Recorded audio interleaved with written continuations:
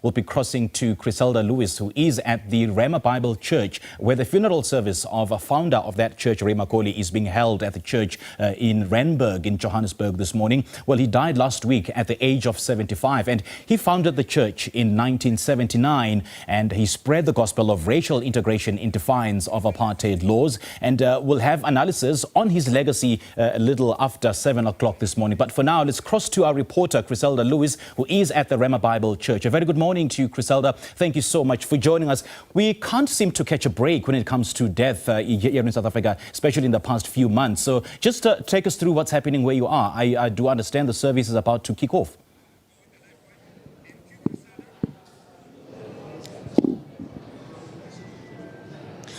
Well, a very good morning to you, Simpiwe and Liesel, live from the Rhema Bible Church North here in Randburg in Johannesburg. And this is where the funeral service of a pioneer and a leader of the charismatic Christian churches, Pastor Ray McCauley, will be taking place. You'd know, of course, over the past 2 days ago, in fact, we had thousands of people packing this auditorium to send their tributes and condolences since we heard of the passing of the late Pastor Ray McCauley.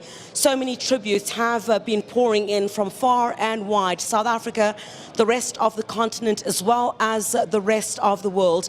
Many lauding him as an extraordinary pastor, a father, a family man, a mentor, as well as, a brother to many in the congregation and also outside. A lot has also been spoken about the man that was, out of the pulpit while he preached the word of God at the pulpit here at this church. He was also an incredibly extraordinary man away from that pulpit. Of course, you'd recall that, he was one of the people who spoke out against, apartheid back in the dark days of South Africa. In addition to what many have said about him being an extraordinary pastor, a friend, and a mentor, he's also been lauded for his massive contribution towards the peaceful and smooth attainment of democracy in South Africa. And this is something that had him vilified. This is something that had him had people call him names. He was called a traitor, but this is certainly somebody we've also heard over the past few days spoke truth to power back then and even now until the end. I listened to one of the speakers at the memorial service 2 days ago who said that even when he was broken, he was still at the pulpit right until the end. And you would know, of course, in the later years that it stepped back from preaching at the services here at the church. He would, of course, every now and again come and preach to the congregation here. But, of course, it had not been like what it had been in the past. Recall, of course, he was the founder of this church way back in 1979. The first service taking place on the 16th of June, 1985. So you can only but imagine the magnitude of the influence of this church that it has had over the past couple of years. But I want to speak to Pastor Wayne Chuff now, who's joining us this morning. Of course, a pastor at this church as well. Pastor Wayne Chuff, thank you so much for joining us this morning. I know you've got an incredibly busy morning, and from here, in terms of the order of proceedings, you will be headed to the mortuary, and from there, the coffin will be taken to the family home. That's right, yeah. And then brought here as well. Condolences once again to everyone. Please, could you talk us through the order of proceedings from having to move from the mortuary? Yeah, I think first of all, thank you so much for having us here and for being here throughout the week. And I think your presence means a lot to us as a church and just as a community. It's a little bit of a somber moment. This morning is not as other days. We are not in a celebratory mood. We are in a space where I think this has finally hit home. The team, we're trying to pick up the team. And everybody that showed up here from 5 a.m., you could see that they're struggling. But we know that God is going to carry us through. I think from here, we're going to have to go to the morgue to pick up, to join the cottage all the way home. Then from home, we're going to make our way to the church, and then the service will begin. But everything is moving as planned. It's just that it's just so hard, to pick people up. It's really a sad morning today. We've seen people coming in as early as 5 a.m. Yes. So that is a good thing, yeah. Yeah, and for the viewers who might not know, towards my left and my right, there are also already members of the congregation and public as well, who are already waiting for the doors of the auditorium to open.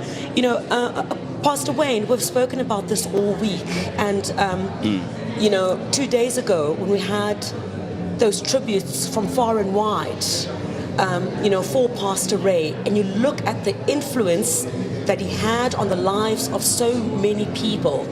But what I've seen is that many people are not worried about the legacy at all.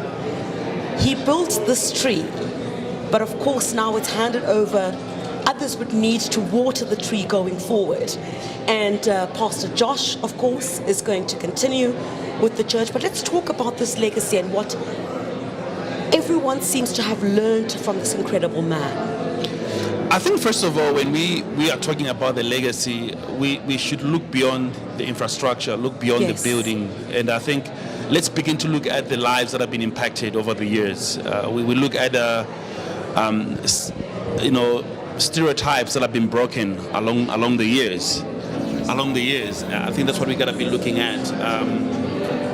If we look at that, then we're going to see people that have been impacted rather than looking at what we see here physically.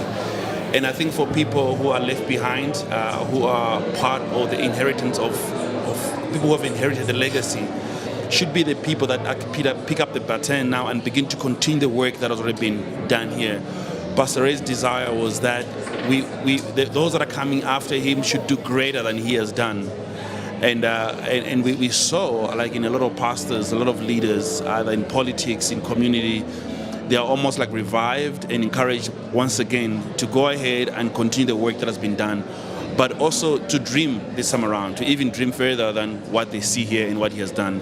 There's a lot of work that needs to be done in this country, and it needs people who have been inspired, people who have seen what Pastor Ray stood for and has achieved over his lifetime, and carry that forward.